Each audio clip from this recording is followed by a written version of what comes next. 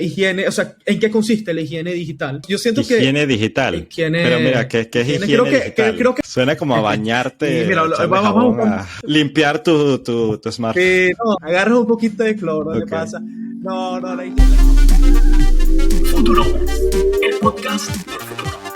Bienvenidos a Futuroverse, el podcast del futuro. Soy David Antonio Atías y junto a Nelson Carreras discutiremos a profundidad sobre temas relacionados a la digitalización, la innovación y la influencia que tienen las nuevas tecnologías en nuestras vidas como individuos y como sociedad.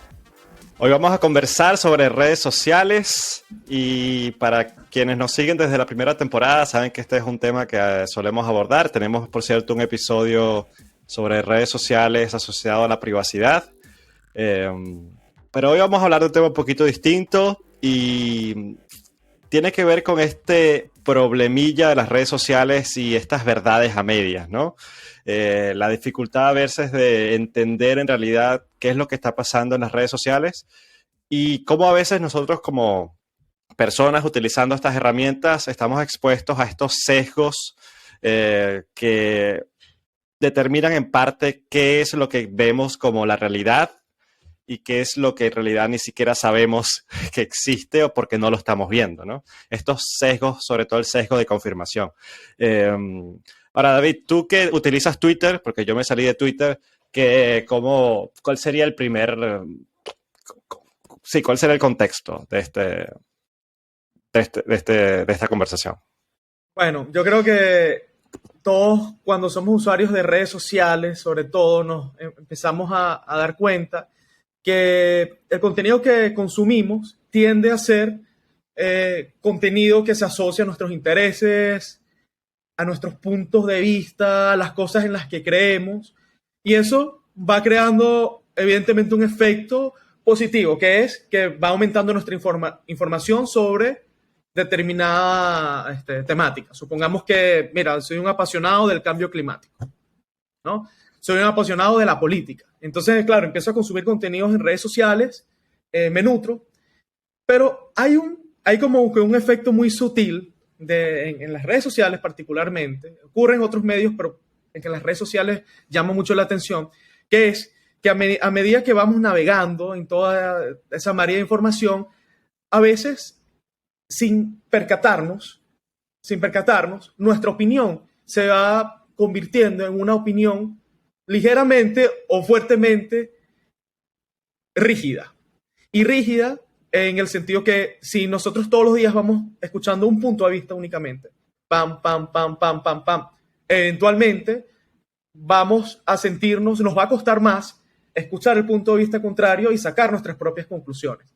Y eso más o menos es lo que ocurre con el sesgo de confirmación, que es parte de lo que llaman o se consideran sesgos cognitivos, que es básicamente nosotros con nuestro cerebro vemos la realidad de determinada manera. O sea, tenemos una cosmovisión, tenemos una manera de ver el mundo, que viene dada por nuestra cultura, viene dada por nuestras experiencias, nuestras expectativas, etc.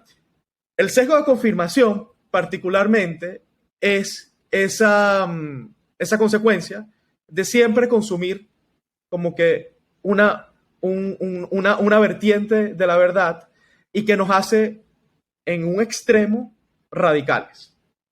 Nos puede llegar a ser radicales. Sí, y yo creo que una de las cosas que a veces se nos olvida es que nosotros entramos a estas comunidades de redes sociales ya con una opinión a priori, ¿no? Ya nosotros creemos en ciertas cosas, en ciertas ideas políticas, en ciertas ideas incluso de culturales, o incluso llega al punto de tipos de dieta que nos gustan. Hay veganos, hay dietas paleo, ¿no?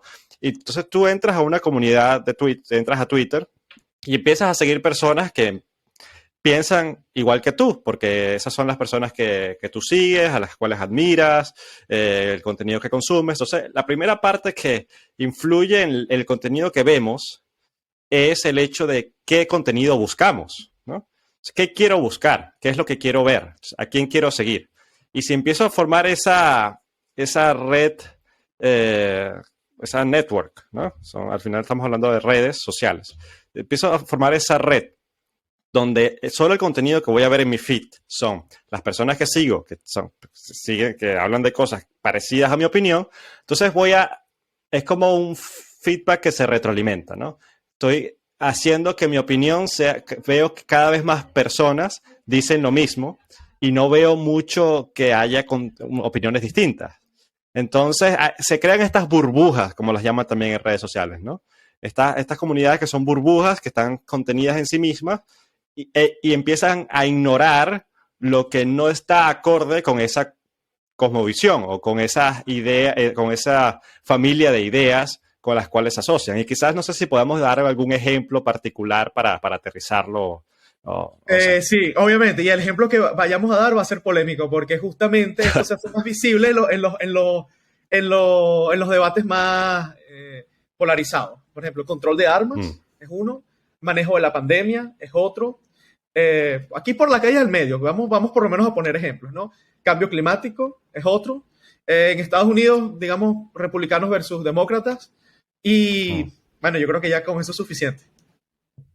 Sí, sobre todo los temas políticos son los que saltan a primera vista. Pero incluso se empiezan a crear unas comunidades un poco bizarras que uno, como no está ahí metido, no las sigue mucho. Pero, por ejemplo, empiezan a ver, como comenté, veganos y dieta paleo. O seguidores del terraplanismo que creen que la Tierra es plana y la gente común y corriente que sigue al status quo de la ciencia. Entonces ahí empiezan a ver como estos debates y estas comunidades que empiezan a crecer de forma bien exponencial. Sí. Y a veces uno dice, ¿cómo esta comunidad llegó a crecer tanto? ¿No? Sobre todo la de los terraplanistas. Y otros debates también políticos, aborto contra no aborto, o pro vacuna, antivacuna, que es una con el COVID. Y entonces, claro, pero no entremos quizás en el tema como tal de cada uno de estos opiniones, sino el hecho de que si tú llegas con una opinión preconcebida, vas a empezar a ver en tu feed gente que opina igual. Y eso va a retroalimentar el hecho de que tu opinión cree que es la que la mayoría de la gente cree. Y alguien que opina distinto se empieza a ver como alguien como que, ¿cómo es posible que piense así, no? Empieza a verse como también esta riña nosotros contra ustedes y empiezan a ver estos debates bastante acalorados que sobre todo se ven en Twitter, ¿no? Sí, y un ejemplo ahorita que acabas de mencionar, ¿cómo te atreves? How dare you, Nelson? O sea, es llevar la conversación al punto en que prácticamente Nelson, por pensar distinto a mí en el tema de, por decir, cambio climático, no creo que sea el caso, pero un ejemplo, ¿no? Yo empiezo entonces a atacar a Nelson, ¿no? Y aquí en los recursos discursivos que utilizo, empiezo, en vez de atacar las ideas de Nelson, empiezo a atacar a Nelson personalmente. Y digo, bueno, Nelson, tú lo que eres un negacionista, o sea, eres un tipo irresponsable. Imagínate cómo tratarás a tu hijo y a tu esposa. Así. Entonces, caemos en ese punto. Hipotético. Caemos en el punto, padre ejemplar, me consta, esposo ejemplar. Bueno, caemos en el punto en donde perdemos el punto, valga la redundancia. Caemos en el caos, porque no somos capaces de escucharnos. Y allí es en donde el efecto, como las secuelas en las sociedades, tardan en sanarse las repercusiones de la polarización. Lo vivimos nosotros como venezolanos, Nelson, acá en Venezuela. Nosotros, me acuerdo, en la era pre-Chávez, las grandes polarizaciones eran Caracas-Magallanes, dos equipos de béisbol en Venezuela. El béisbol es el deporte Esa nacional. es otra, ¿no? Por ejemplo, claro, las riñas que hay entre comunidades de deporte. Eso también tiene su peso, cómo se forman dentro de redes sociales. Sí, pero bueno, aquí o sea, ponía el ejemplo como de la política acá en Venezuela por el hecho que cuando ya el discurso y los sesgos de confirmación aumentan tanto, se crean comunidades radicales de un bando y de otro. Y eso nunca resulta en algo positivo. Sí, entonces ahí es cuando hay estas riñas en Twitter así bastante impulsivas y se caen en estas falacias de argumentación que ya comentaste, ataques personales, que son, por ejemplo, la falacia ad hominem. Entonces no atacas a la idea, sino que atacas a la persona y crees porque la persona tiene esa idea, la persona es mala, ¿no? Se caen en estas dicotomías bueno-malo o persona normal, persona malévola o... eh, sí, casi que enfermos mentales o... Sí, ¿qué te puedo decir, no? Todos los insultos que se crean alrededor de estas comunidades radicales. Y en verdad no hay un debate. Yo cuando veo estas riñas en Twitter, sobre todo en temas álgidos, en verdad no hay esta disposición de querer entender la idea del otro, de razonar, de tener un debate lógico. No, es un ataque de insultos, de ideas como sacadas así muy, muy a la ligera. No hay esta verdadera intención en general de entender la idea del otro, sino que se cae en otra falacia, que es la falacia del hombre de paja. ¿Cómo es eso? Sí, la falacia del hombre de paja es que tú caricaturizas a la idea, ¿no? No la describes como con sus argumentos eh, válidos y de peso, sino que haces una caricatura, ¿no? Por ejemplo, yo digo, el hecho de que tú creas qué sé yo, vamos a poner un tema, que tú seas seguidor de Bitcoin. la sí, que tú sigas a Bitcoin, ¿no? Que tú creas que Bitcoin es el futuro del dinero.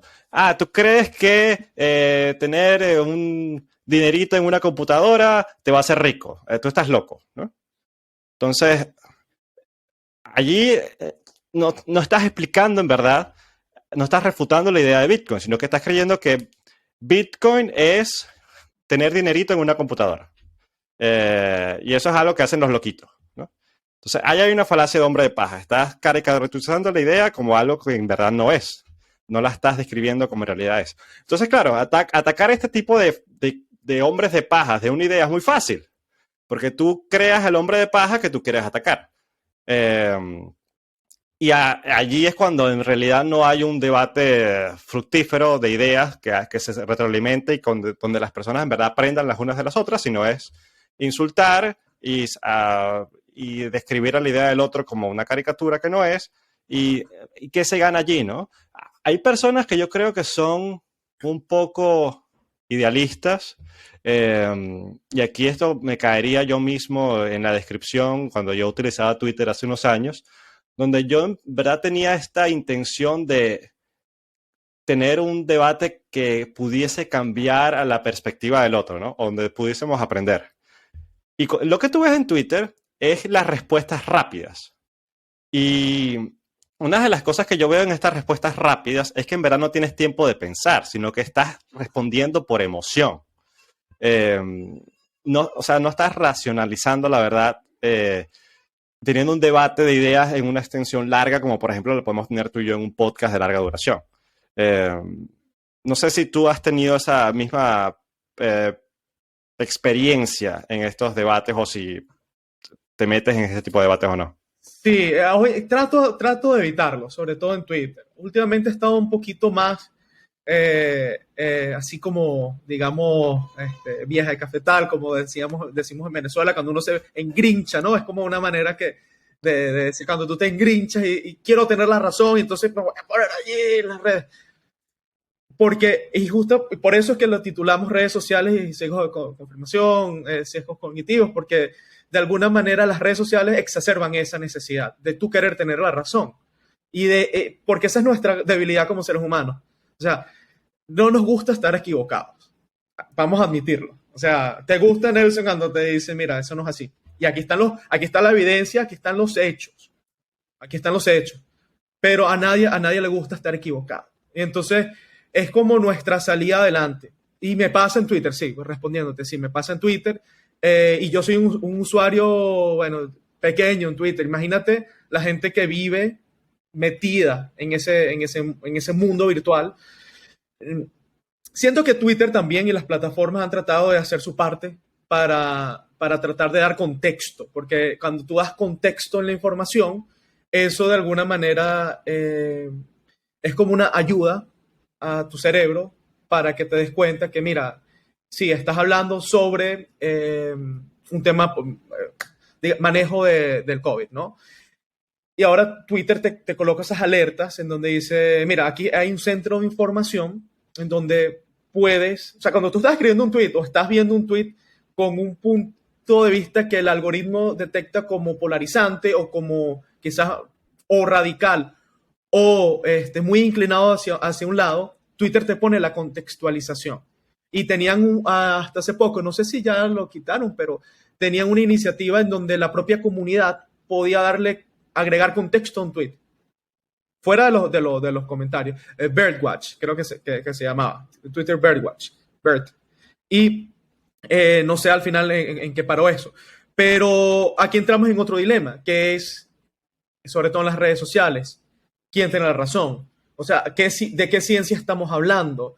Estamos hablando digamos, la comunidad científica reconocida por el, digamos, mainstream, o estamos hablando también de científicos serios, pero que tienen una opinión divergente y que la propia comunidad científica tiende a ignorar confirmation bias otra vez allí, a pesar de tener research y tener investigación siguiendo el método científico, pero que viola o que, digamos, como que reta lo que el establishment científico tiene validado como cierto. Y ahí entonces se puede uno cuestionar como la politización en algunas áreas de la ciencia y al final el espíritu del científico es el de la mente libre, la mente elástica, como la curiosidad de un niño, de siempre buscar la verdad, no capturarla ni secuestrarla, sino buscar la verdad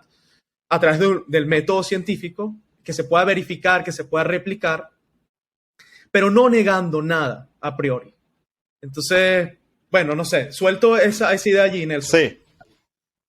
No, y es súper válido porque no podemos creer que esto del sesgo de confirmación solo lo tienen los otros, ¿no?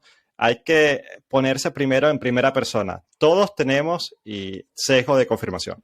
Y voy a decirlo en primera persona. Yo también como persona tengo sesgo de confirmación. Y eso es algo que también descubrí haciendo mi doctorado. Cuando yo estaba empezando a desarrollar algunas teorías, a hacer algunos modelos, empezaba a ver esta tendencia de luego buscar información que solo soportara de forma positiva lo que yo estaba haciendo.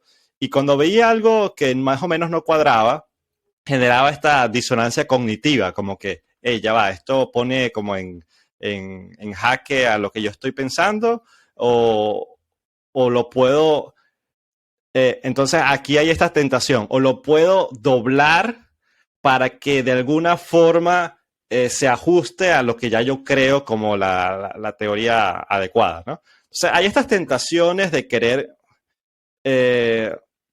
distorsionar un poco lo que vemos porque nos causa disonancia cognitiva. Y esta disonancia cognitiva es esta incomodidad cuando como lo comentabas tú, cuando escuchamos un dato o un hecho que va en contra de lo que nosotros ya creíamos como la verdad. Eso, el primer instinto como seres humanos es sorprendernos, es verlo como casi, a veces incluso un ataque, ¿no? Hay gente que cuando le desafían algún valor o alguna creencia, alguna idea que tiene, se siente atacado personalmente y el primer instinto es defenderse, ¿no? Y allí hay dos cosas que me gustaría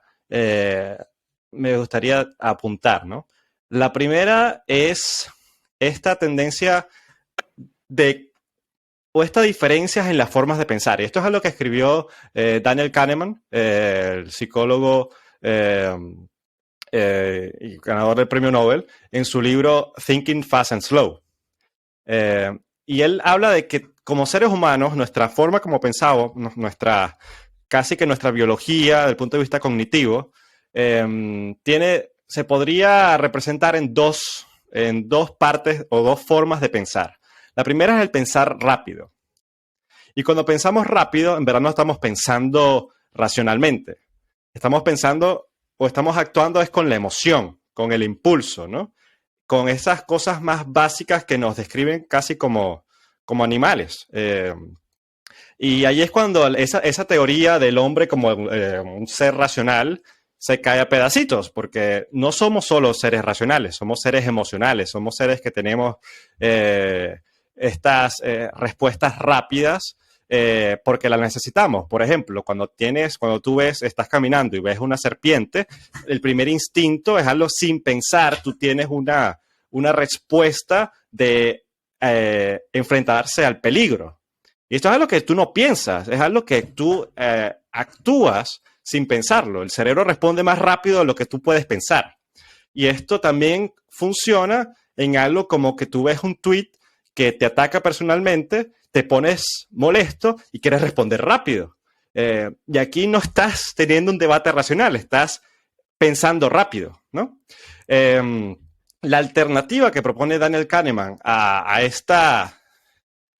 para combatir todos los sesgos que están en el hecho de pensar rápidos es la alternativa de pensar lento.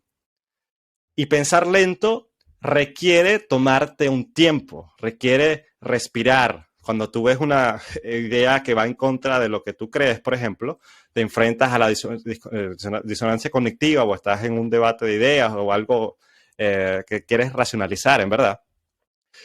Tienes que darte tiempo, tienes que evaluarlo, tienes que ver pros y contras. No puedes responder rápido, porque si respondes rápido vas a responder con todos los sesgos que tienes ya preconcebidos, ¿no? Y esto es el primer dato de Daniel Kahneman que quería traer a colación, porque yo creo que influye mucho en la forma como interactuamos en el debate de ideas en redes sociales. Y esta es la impresión que me da. Ahora, David, no sé si tú tienes un comentario al respecto o si lo ves distinto. No. O sea, creo que el tema de la velocidad con la cual nosotros reaccionamos tiene mucho que ver con qué tan elástico es nuestro pensamiento, ¿no? Qué tan tolerante podemos llegar a ser. Y hay momentos en nuestras vidas donde, evidentemente, quizás estamos impactados emocionalmente por algo, estamos movidos, nos estamos pasando por una mala racha y vamos a ser más irascibles, vamos a ser más como, ¿saben? No me toques, no me mires. ¿Y qué pasa?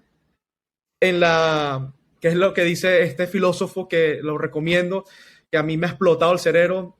No sé si lo voy a pronunciar bien, es Byung-Chul Han, igual podemos poner el link en la descripción, que tiene un libro llamado No Cosas, que es una crítica, wow, súper punzante de la era digital y de la extremada digitalización de nuestras vidas, ¿no? Entonces él parte de que estamos, más o menos como el argumento, estamos en la era de las no cosas, de que estamos rodeados, somos parte de la infosfera, él lo llama, una esfera de información en donde nosotros nos convertimos como en unas especies de receptores y emisores de información, infómatas, él lo llama. Y allí infómatas. El desafío es que el mundo es más rápido y el mundo es infinito y es exponencial y nos abruma y nos sobrepasa. Y entonces esa capacidad de la que habla Kahneman de poder reflexionar se hace más difícil en ese espacio, ¿ves? Porque es un mundo por ende más polarizante también, y nosotros somos seres humanos, nosotros también nos vamos a polarizar. O sea, el eterno debate cuando estudia periodismo de la imparcialidad, son valores que tú tienes que diariamente tratar de mantener, pero estos son efectos psicológicos profundos en ti que hace que esa idea de imparcialidad se derrumbe, como decía de Daniel Kahneman, de la racionalidad del ser humano. O sea, somos más que eso, somos seres susceptibles. Pero, no sé, hay algo, Nelson, que me gustaría como saber qué opinas. Tratando también de dar un poquito de luz, ¿no? No todo es tan sombrío, ¿no? Estamos vivos todavía y las tecnologías siguen avanzando. Estoy seguro que tanto Twitter como el Big Tech está también tratando de buscar una solución a esta lo más centrada posible. Existen las aplicaciones descentralizadas, que es algo que ya hemos conversado en Futurovers, pero ¿qué opinas del pensamiento elástico, o sea, como la mente abierta, como una especie de de manera de tener el sesgo de confirmación a raya?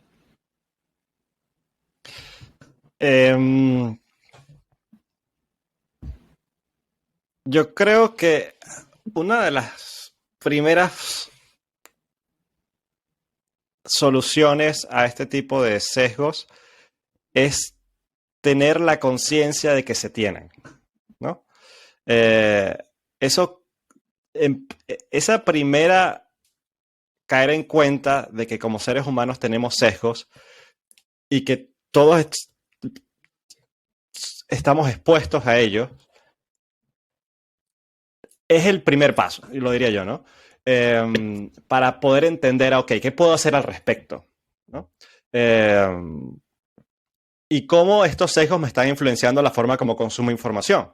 Porque, como tú bien dices, una de las maravillas de las redes sociales es que ahora tenemos la información al alcance de la mano. En el smartphone podemos seguir a cualquier persona en el mundo, saber lo que piensa en cuestión de segundos. Podemos poner nuestra opinión, no hace falta que nos respalde un periódico o un medio de comunicación. Nosotros somos nuestro propio medio de comunicación a través de las redes sociales, gracias a estas plataformas que dan acceso libre a todos que las pueden usar. Esto es maravilloso. Ahora, eso acarrea un problema, de que ahora no estamos recibiendo la información de fuentes que creemos que son confiables, porque así las veíamos como autoridad, ¿no? A los grandes periódicos, a las grandes televisoras, sino que ahora todo el mundo puede decir lo que piensa. Y tenemos una sobrecarga de información porque no podemos, como seres humanos, procesar toda la información del mundo. O sea, tenemos limitaciones cognitivas también. Entonces, ahí es cuando el ser humano elige, nosotros cada uno elegimos, ok, qué es lo que quiero leer, qué es lo que voy a consumir como información, como datos, y estar uno consciente de, ok, eso es una esfera limitada de lo que en verdad mucha gente está diciendo, ¿no? Y esta puede estar influenciado, lo estoy buscando, estoy viendo esto, porque es lo que ya yo pensaba más o menos, entonces por eso empiezo a consumir eso. Ese es uno de los primeros problemas que se podrían resolver estando conscientes. Ok, ¿qué tal si sigo a estas otras personas que yo sé que piensan distinto a mí o distinto a la comunidad? Solo para tenerlos en mi feed también y dar un poco de balance, ¿no? Aunque yo no esté de acuerdo, solo para ver qué escriben y que me caiga también allí en el feed. Esa es una de las primeras cosas. La segunda cosa es cuando se caen estos debates rápidos, ¿no? Emocionales y de respuestas inmediatas, que es lo que también Twitter suele favorecer, ¿no? Esta inmediatez. Allí, cuando se caen estos insultos, en estas falacias ad hominem o de hombre de paja, hay otro libro que me leí hace poco, que por cierto te lo comenté, y me comentaste que es uno de estos libros de cabecera, que se llama How to Influence Friends and How to Win Friends and Influence People, de Dale Carnegie, ¿no? Cómo ganar amigos e influenciar a las personas. El nombre que no le hace justicia a lo que es el libro. Es el libro.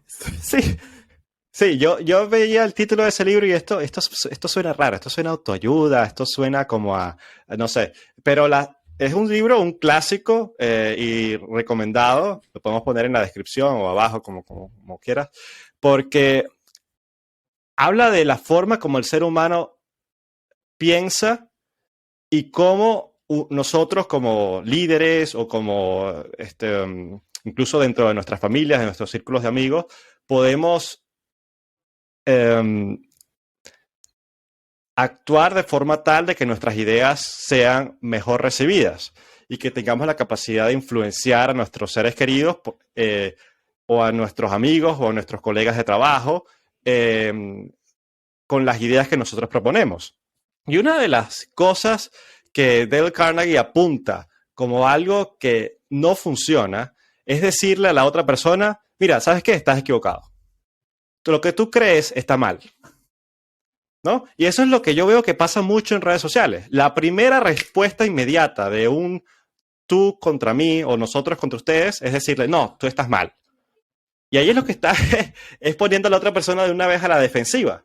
Y eso va a hacer que la persona ya de por sí no te va a escuchar, porque lo que va a querer es defender su autoestima y su forma de pensar,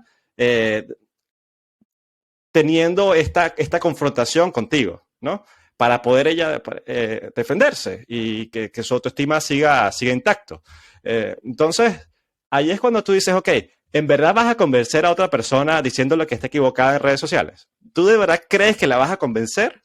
¿Tú de verdad crees que la vas a hacer cambiar de opinión con esa táctica, con esa estrategia? ¿O lo que estás haciendo es drenando tu molestia o tu rabia o haciendo una especie de catarsis al responder de forma tan agresiva, ¿no? Ahí es cuando a veces uno cae en cuenta, ok, ¿qué estoy haciendo en verdad en redes sociales, en Twitter, cuando estoy haciendo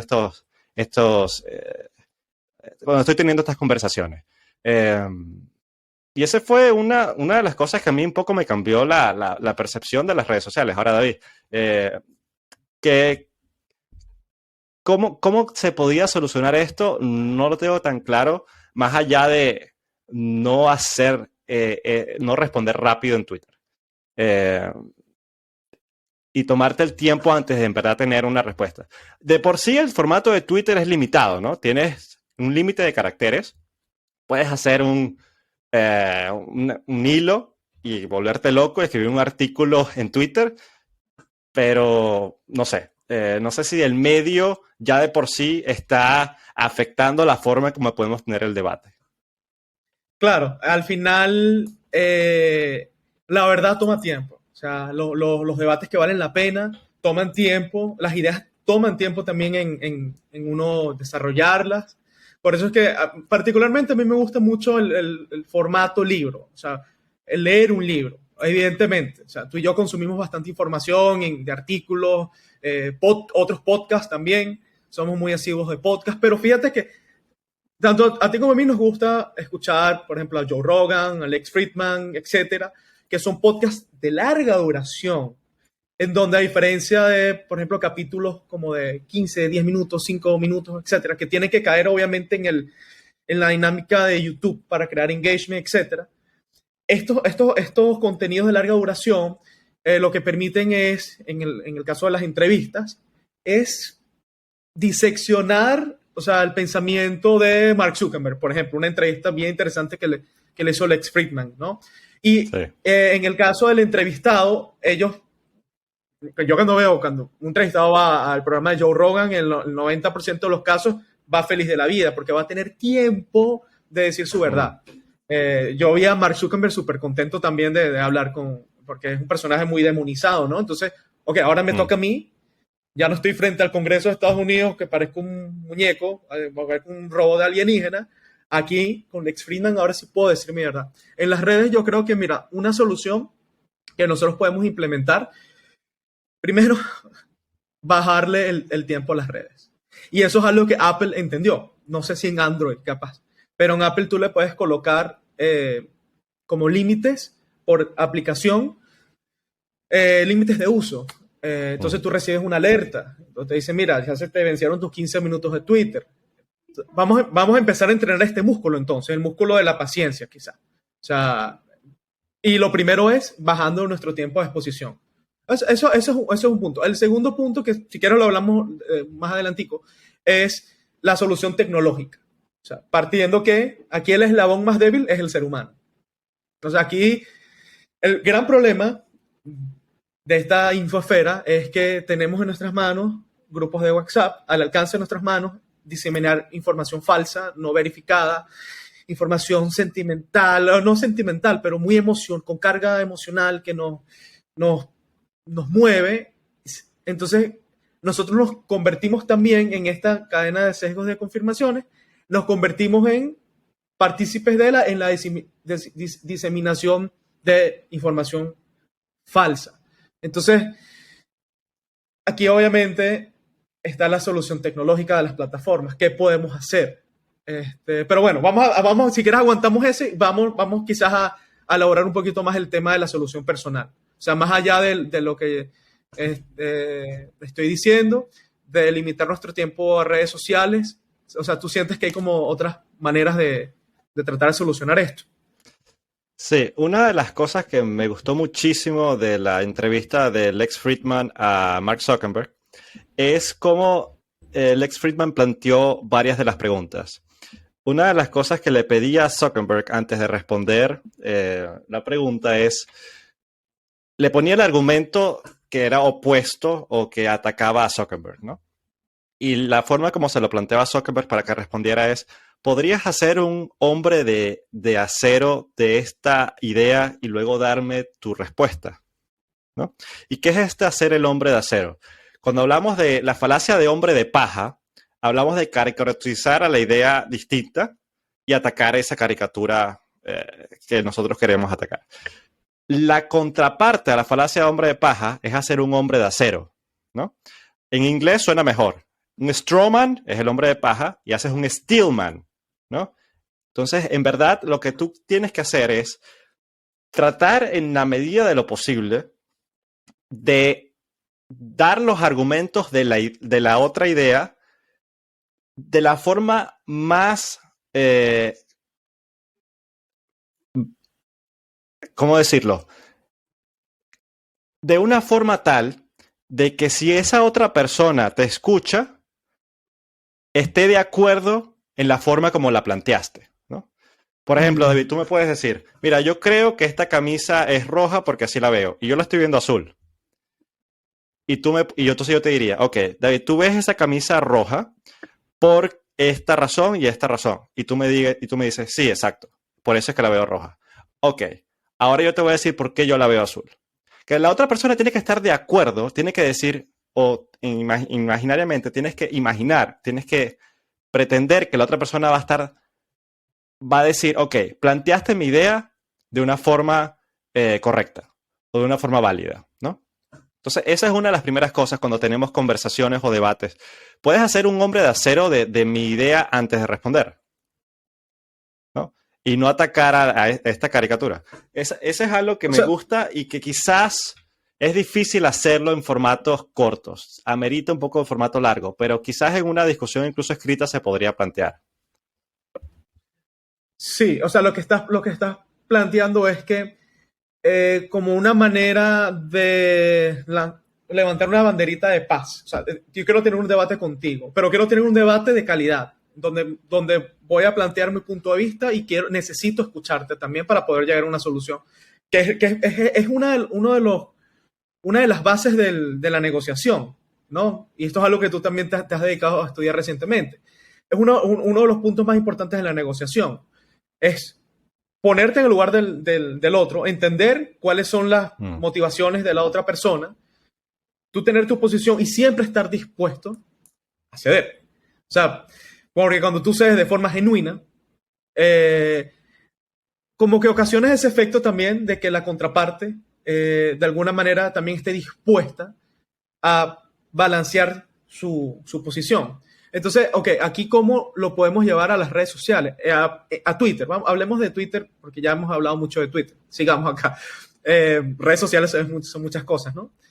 Si hablamos de TikTok, o sea, es mucho más difícil. Como yo respondo a un video que a través de unos comentarios, o sea, es muy complicado. Pero en Twitter, ¿cómo yo puedo levantar esa banderita de paz y decir, Nelson, acabo de ver tu tweet, vale, veo tu franela azul. Sin embargo, yo creo que es roja por estas razones. Ahí yo no te estoy atacando, ahí yo estoy diciendo lo que yo pienso, ahí yo estoy planteando también la razón por la cual yo creo que tú sostienes que tu franela es azul, aunque yo la vea roja. Entonces allí yo como que estoy sentando las bases a que sigamos discutiendo, pero aquí, sin subir la voz ni bajar la voz, pero manteniendo nuestras ideas. Sí. Yo no veo cómo en Twitter eso pueda, o sea, en la práctica, cómo eso se pueda llevar a cabo. No lo veo. Es difícil porque Twitter premia en cierta forma también la idea radical, ¿no? Porque él va a tener más likes o porque vas a causar más impacto o, ¿sabes? Y a veces la gente lo que quiere en redes sociales es ver que su tweet tiene likes, tiene retweets, porque eso te da ese shot de dopamina, ¿no? Y mucha gente tiene esta, a veces consciente o inconsciente, este uso de las redes sociales como algo que se puede llegar a, que te da una sensación de sentirte bien cuando mucha gente te da tweet o te da like. Y eso es algo que se puede llegar a una adicción. Y eso es algo que hablan también muchos científicos hoy en día, de cómo la respuesta de nuestro cerebro a las redes sociales en esta forma es la misma respuesta que tenemos si consumimos cocaína, ¿no? O si somos alcohólicos, ¿no? Es esta respuesta de shot de dopamina y que te puede hacer adicto a las redes sociales. Ahí es cuando gente pasa horas y horas en redes sociales o viendo cada vez, ok, ¿cuántos likes tengo ya? ¿O cuántos retweets tengo ya? ¿No? Porque quieren tener ese shot de dopamina. Entonces, cuando tú quieres responder de forma más racional, más templada, la primera recomendación es no responder inmediato. Es leer el tweet o leer la publicación que se hizo sobre la idea que no estás de acuerdo contigo, con la cual no estás de acuerdo, y cerrar la aplicación. Y hacer otra cosa. Dejar pasar por lo menos 5 o 10 minutos. Y aún así sigues estando en un mood, puedes estar molesto, ¿no? Y puedes que lo que respondas no sea muy racional porque estás respondiendo todavía con la emoción. Entonces, Twitter no premia mucho eso, primero que todo, ¿no? Twitter premiaría si respondes más rápido, ¿no? La conversación fluiría más rápido. Pero eso puede ser una posible solución a tratar de combatir los sesgos, ¿no? Y lo segundo es tratar de no caer justamente en riñas personales, en el insulto a otro, porque le levantas las defensas y es una bola de nieve que va creciendo en molestias, en emociones, que al final se vuelve una pelea sin sentido, donde dos personas están peleando para mantener su autoestima, no para en realidad tener una conversación abierta y para tener más likes y más retweets que les den el shot de dopamina. Entonces, ahí es cuando es complicado. O sea, el formato de Twitter es complicado, al menos así yo lo veo. Y por eso es que yo me salí de Twitter. Porque yo veía que más bien lo que tenía era estas molestias en conversaciones que no llegaban a nada. Y mi posición fue radical de salirme de Twitter, ¿no? Y decir, ok, ahora mi vida es más feliz sin Twitter. Hay gente que tiene posiciones intermedias, que dice, yo no leo los comentarios de Twitter. Yo publico un tweet, ni leo los comentarios porque no quiero, sobre todo la gente que tiene muchos seguidores o tiene ideas relativamente... ¿cómo se dice? Polémicas, puede ser, o como bien duras, ¿no? Polémicas. Duras, sí. Exacto, entonces hay gente que dice, mira, yo ni leo los comentarios. Joe Rogan él dice, yo ni leo los comentarios de Twitter. Yo publico los tweets y ya, y veo el feed de otras personas y ya. Ahora, ahí estás cayendo en sesgo de confirmación, porque ni siquiera estás viendo la contraparte, ¿no? Estás decidiendo qué ver y qué no ver. Pero hay gente que dice, bueno, eso es un punto medio que por lo menos hace que mi relación con las redes sociales sea un poco más pacífica. Pero sí, ahí es cuando yo personalmente creo que el formato de larga duración es una respuesta mucho más completa, ¿no?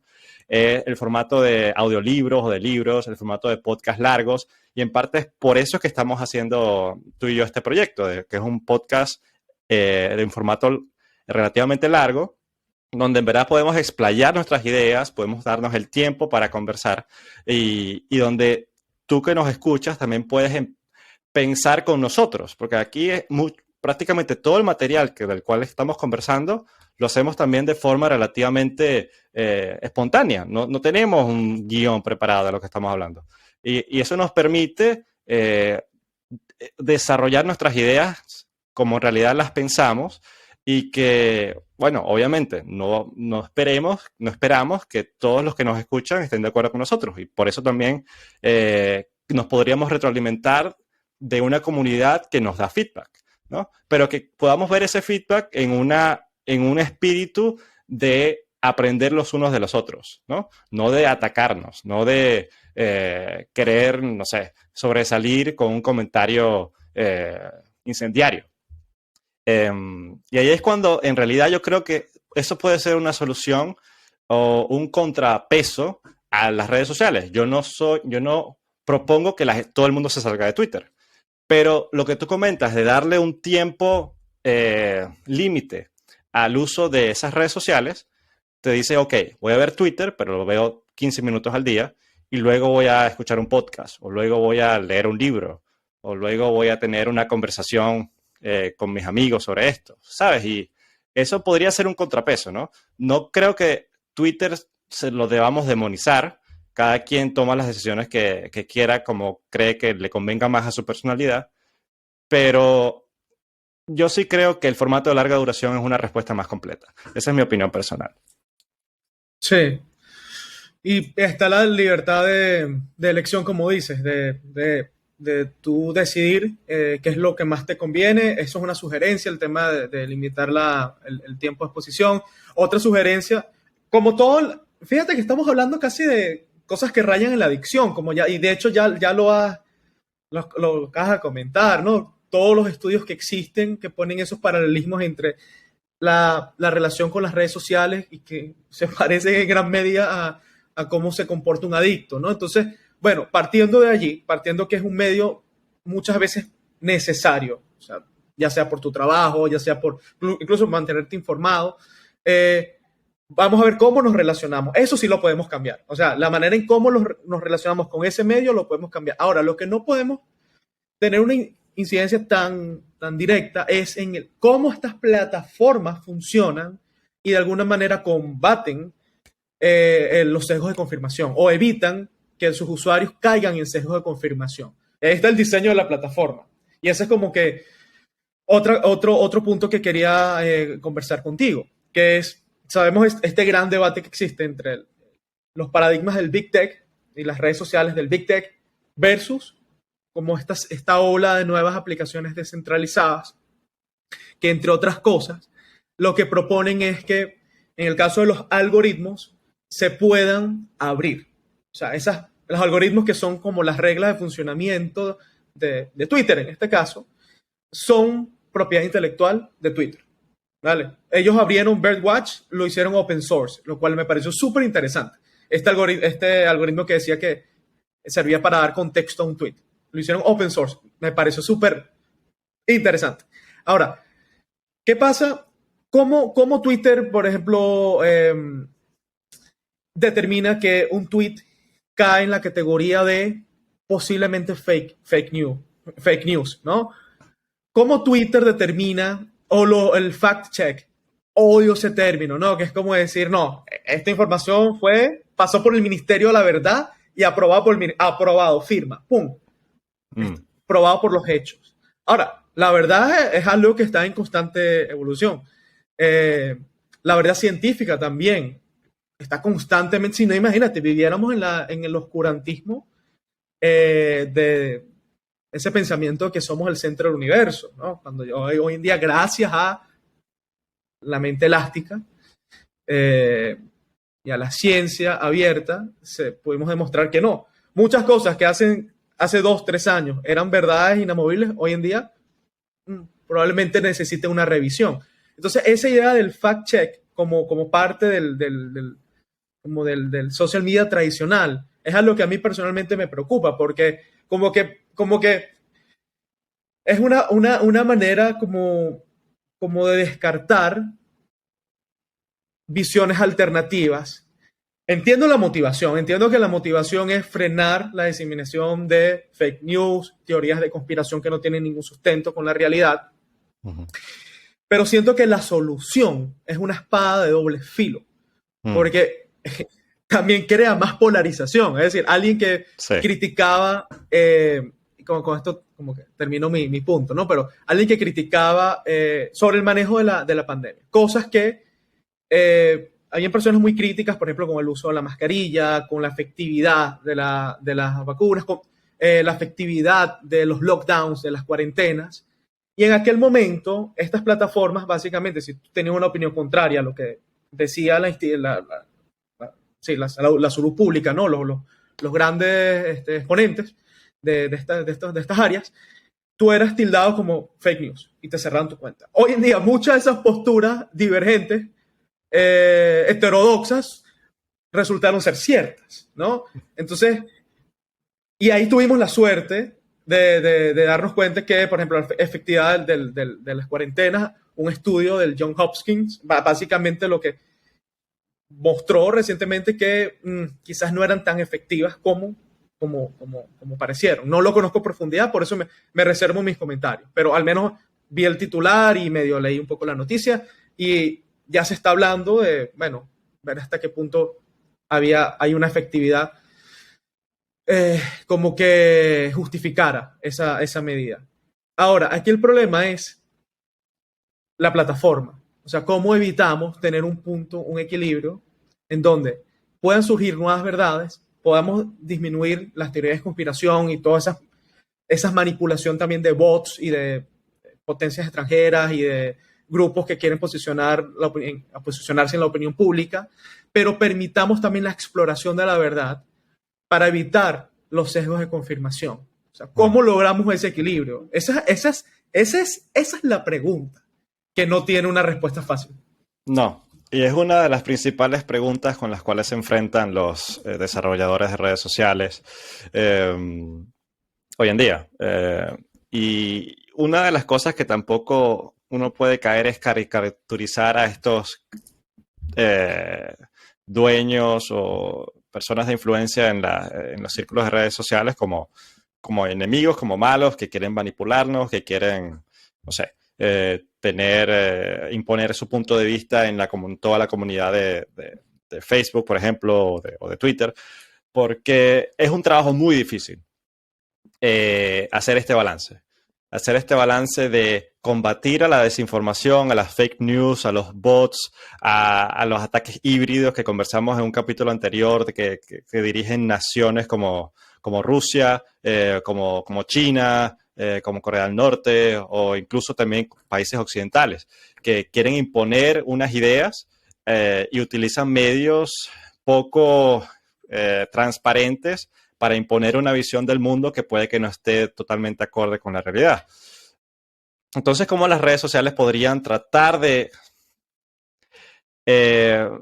dar cierto contexto en cuando esas narrativas empiezan a ganar mucho vuelo, sin caer en el otro extremo de censurar, ¿no? De ocultar la idea o la información o de ponerle un flag, una nota de que, mira, puede que esto no sea verdad, ¿no? O este post requiere que veas esta otra información de este otro ente más que nosotros consideramos más confiable, ¿no? Entonces se cae en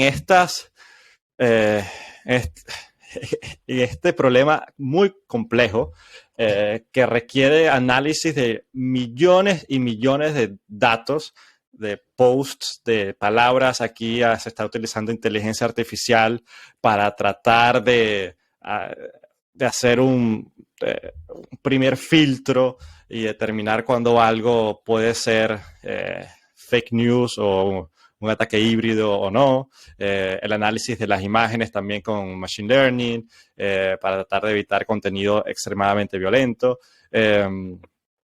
Entonces, yo no tengo una respuesta para esto.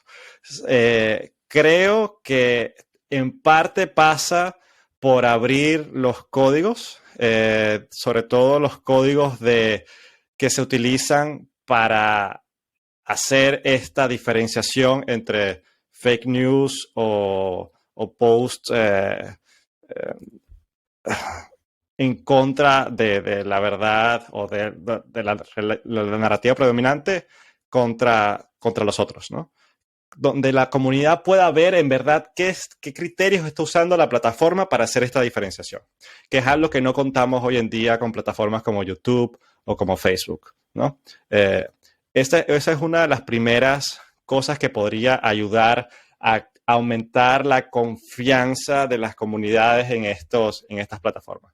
Y lo segundo pasa por uno mismo, ¿no? No de criticar solo a las plataformas, sino de uno como usuario de estas plataformas, cómo podemos hacer un uso más efectivo y más balanceado. Y aquí es cuando cae este episodio, ¿no? Cómo nosotros podemos tratar de evitar los sesgos y de relacionarnos con las redes sociales de una forma más efectiva y más, más fructífera.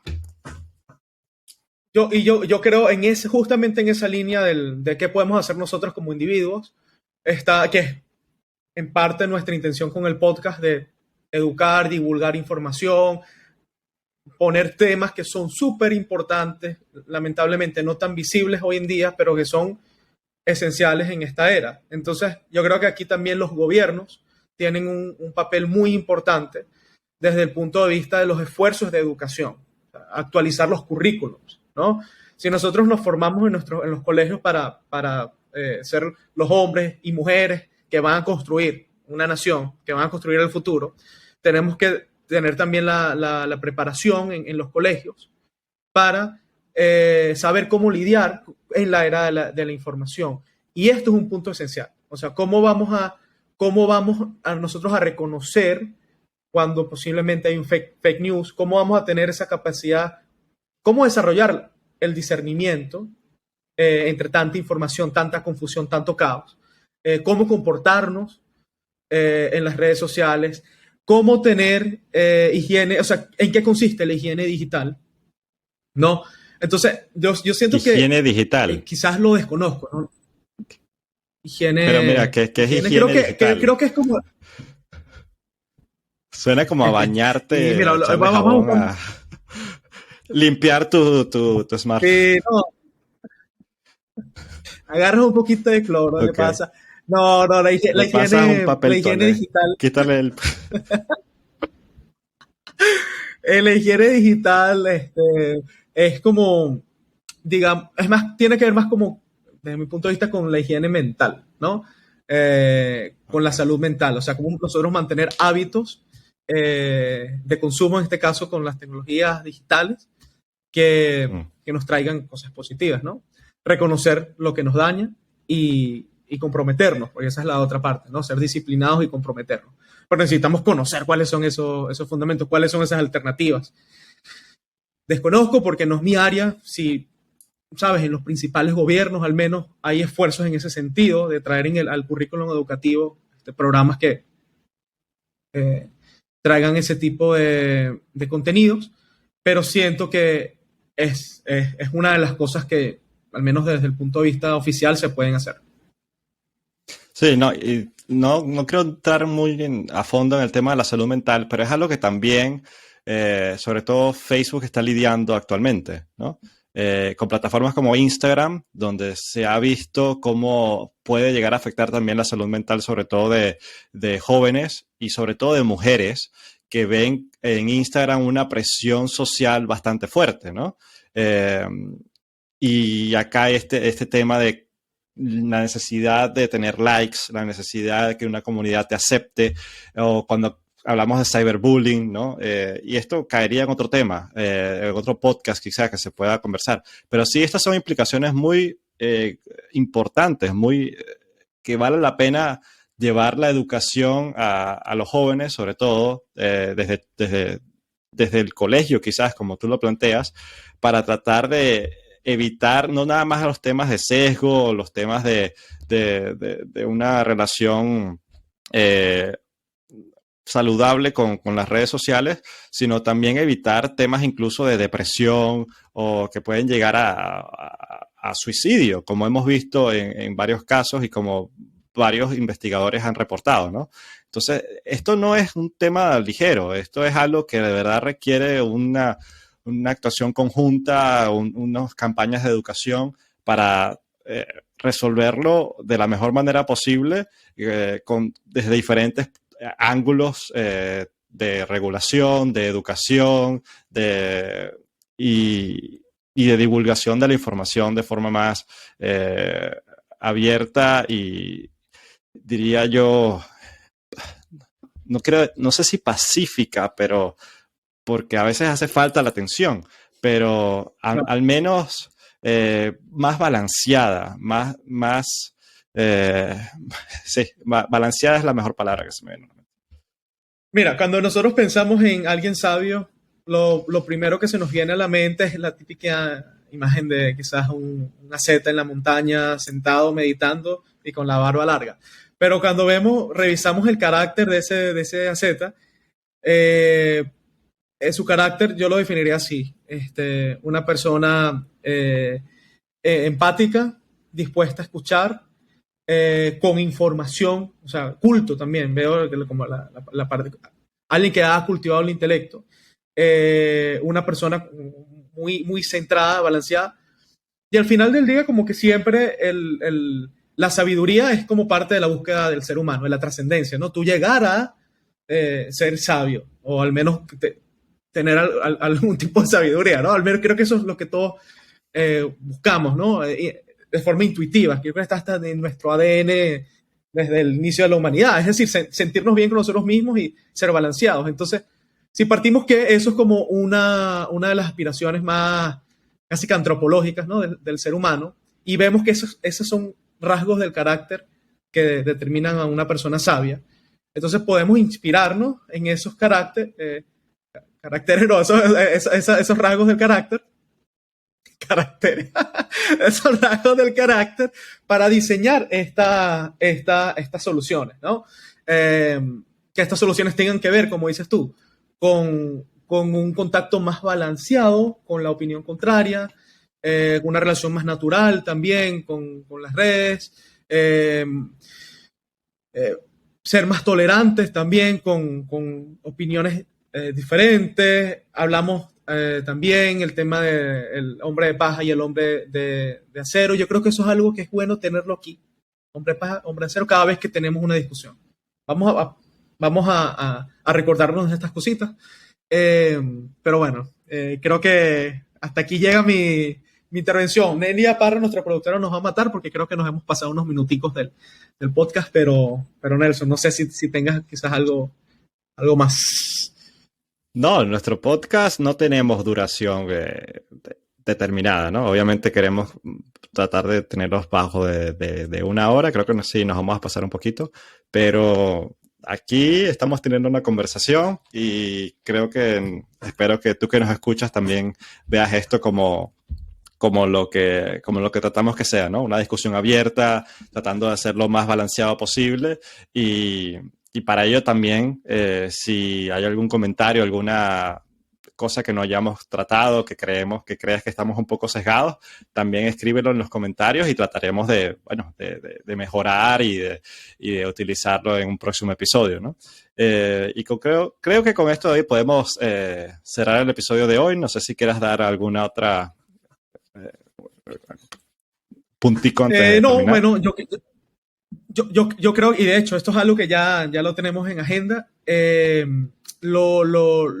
quisiera como dejar esa semillita, esa duda de un episodio que vamos a tener próximamente sobre el autobombo, la autopromoción en redes sociales, lo que es la autenticidad versus el transmitir una imagen. Creo que está relacionado con este tema. Y ya, simplemente sembrar la duda para que seas sintonizados allí con el podcast y muy pronto vamos a debatir este tema que está relacionado y es súper relevante también de cara a crear nuestro personal branding y cómo podemos mantenernos, digamos, con nuestra verdad sin sacrificar la autenticidad. Entonces, bueno, que sepas que de eso lo vamos a hablar prontico.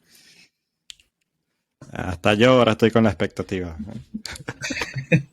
¿Y qué vamos a hablar la semana que viene? Vamos a ver. Bueno, sí, con esto concluimos el episodio de hoy. Gracias a ti que nos escuchas. Y como siempre, si quieres apoyarnos, La mejor forma de hacerlo es dándonos un like acá en YouTube, siguiéndonos en nuestro canal y dándole a la campanita para que te llegue una notificación cuando salgamos con cada episodio. Si nos escuchas en Spotify, en Apple Podcasts o en tu plataforma de podcast preferida, también nos puedes seguir allí, dejarnos un review, unas 5 estrellitas para que el algoritmo nos ayude a llegar a cada vez más personas. Déjanos un comentario si crees que esa sea la mejor forma de comunicarte con nosotros. Y con eso, futurovers.com y... nos vemos en el próximo episodio de Futurovers. Hasta la próxima. Al futuro. Gracias por disfrutar de Futurovers. Te invitamos a que visites futurovers.com para que conozcas más detalles acerca de este proyecto. Nos vemos en un próximo episodio.